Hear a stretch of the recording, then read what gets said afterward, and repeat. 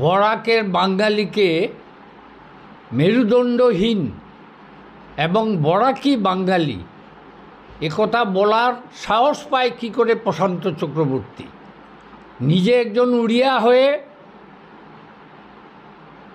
বাঙালি পরিচয় নিয়ে বাংলার বিরুদ্ধে এত বড় কথা বলার সাহস সে পায় কী করে?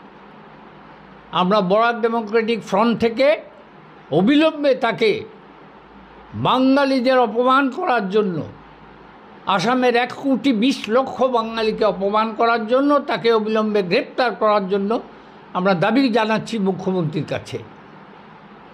এই যে তথাকথিত বাংলা সাহিত্য সভা, এই বাংলা সাহিত্য সভার সঙ্গে বরাক উপত্যকার কোনো সম্পর্ক নেই। গুটি কয়েক মানুষ আছে, ব্রিটিশ আমলে যেরকম আমাদের রাজাকার ছিল, আমাদের বরাক উপত্যকার ভাষা আন্দোলনের সময় কিছু রাজাকার ছিল, তেমনি বাংলা সাহিত্য সভার নামে কিছু বরাক উপত্যকার রাজাকারের সৃষ্টি হয়েছে। এদের চিহ্নিত করা হোক এবং এদের সামাজিকভাবে বয়কট করা হোক। আজকে বাঙালির বিরুদ্ধে এত কথা বলার পর আসাম বিশ্ববিদ্যালয় আসাম আন্দোলনের ফসল, আসাম চুক্তির ফসল, বিশ্ববিদ্যালয়ের মঞ্চে দাঁড়িয়ে এমন কথা বলার সাহস যে পায়, তার ব্যাপারে মুখ্যমন্ত্রীর কী বক্তব্য আমরা স্পষ্ট জানতে চাই। আসামের 1,20,00,000 মানুষ, মুখ্যমন্ত্রী মনে করেন কি না আসাম বিশ্ববিদ্যালয় আসাম আন্দোলনের ফসল, সেটা আমরা জানতে চাই। আমরা সেই সঙ্গে জানতে চাই যে এই যে বরাক উপত্যকার বাঙালি তথা আসামের বাঙালিদের যে এই যে দিনের পর দিন অপমান করা হচ্ছে, এটা ব্রহ্মপুত্র উপত্যকার তথাকথিত কিছু বাঙালি নেতৃত্ব আছে যারা চাইছে বাঙালির নেতৃত্বটা ব্রহ্মপুত্র উপত্যকায় নিয়ে যাক, যে কারণে বরাকের বাঙালি নেতৃত্বের সঙ্গে কোনো যোগাযোগ তারা করে না।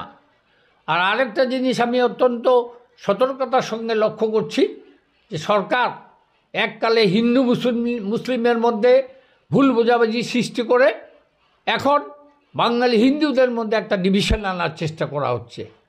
এ সম্পর্কে গোটা আসামের বাঙালিদের কাছে আমি অনুরোধ করছি, এই সমস্ত বিভ্রান্তিমূলক খবরে আপনারা পা দেবেন না।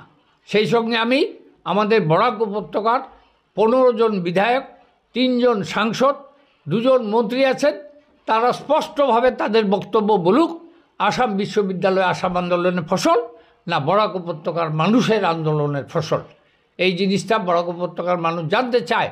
আর আমি বিজেপি দলকে একথাও স্মরণ করিয়ে দিতে চাই, আমরা যখন বিশ্ববিদ্যালয় দাবিতে 1983 থেকে আন্দোলন করেছি, তখন এই বিজেপির বরিষ্ঠ নেতা গোবিন্দ প্রকাশ তো আমাদের প্যাট্রন ছিলেন, বিমলাংশু রায় ছিলেন আমাদের উপদেষ্টা, অ্যাডভোকেট রাতুল দাস যিনি বর্তমানে গভর্নমেন্ট লিডার, উনি ছিলেন আমাদের উপদেষ্টা। বিজেপি সর্বপ্রথম আমাদের এই বিশ্ববিদ্যালয় আন্দোলনকে সমর্থন করেছিল, কংগ্রেস পরে করেছে এবং অন্যান্য দল অনেক পরে করেছে। সুতরাং এই বিজেপি যেখানে এই বিশ্ববিদ্যালয় আন্দোলনের পিছনে তাদের এত অবদান থাকার পরেও আজকে বিজেপি কেন নীরব আমরা জানতে চাই। কংগ্রেস ইতিমধ্যে তাদের মতামত জানিয়ে দিয়েছে। তাই আমি বরাক উপত্যকার মানুষকে আবার সচেতন করে দিচ্ছি, এই যে শহীদের রক্তে লাগানো আমাদের বরাক উপত্যকার মাটি, আজকে বাঙালিকে মেরুদণ্ডহীন বলার জন্য আপনারা যোগ্য জবাব দেওয়ার জন্য প্রস্তুত থাকুন। বিডিএফ থেকে আমরা বলতে চাই, প্রশান্ত চক্রবর্তীকে যারা এখানে এনেছেন এবং প্রশান্ত চক্রবর্তীর এই যে বাংলা সাহিত্য সভা বলে একটি সংস্থা, যারা এদের শিলচরে যারা এদের পৃষ্ঠপোষক, বরাক উপত্যকায় যারা এদের পৃষ্ঠপোষক, তারাও এই পুরো ঘটনাক্রম নিয়ে একইভাবে দোষী বলে আমরা মনে করি। যারা এখানে এই বাংলা সাহিত্য সভা প্রশান্ত চক্রবর্তীকে সমর্থন করছেন, আমরা আগেও দেখেছি তারা এখানে স্থানীয় বাঙালি নেতৃত্ব, এখানে বাঙালিদের সাংস্কৃতিক সংগঠন ইত্যাদির সঙ্গে যোগাযোগ রাখতে চান না। তারা সম্পূর্ণ আলাদাভাবে বাঙালিদের একটা অস্তিত্বের কথা চিন্তা করেন এবং সেইভাবে তারা কার্যক্রম নেন। এই যে টোটাল বিতর্কটা, সমগ্র বিতর্কটা তৈরি হয়েছে, এর পরিপ্রেক্ষিতে যারা এখানে বাংলা সাহিত্য সভার পৃষ্ঠপোষক এবং প্রশান্ত চক্রবর্তীকে সমর্থন করছেন, তাদের থেকে বরাকবাসীকে সজাগ থাকার জন্য আমরা অনুরোধ জানাচ্ছি যে তারা এই যা বিতর্ক দাঁড়িয়েছে তার পরিপ্রেক্ষিতে তারা তাদের সংশোধন করুন, তারা মূল স্রোতে ফিরে আসুন, এটাই বিডিএফ থেকে আমরা চাইছি। আজকে 19শে মেকে সামনে রেখে দেখা গেছে বরাকের আওয়াজ সহ বিভিন্ন সংগঠন এই 19শে মের আগেই ওনারা র্যালি বের করেছেন এবং দেখা গেছে র্যালির প্রারম্ভাগে বিভিন্ন জন তাদের নেতৃত্ব দিয়েছেন।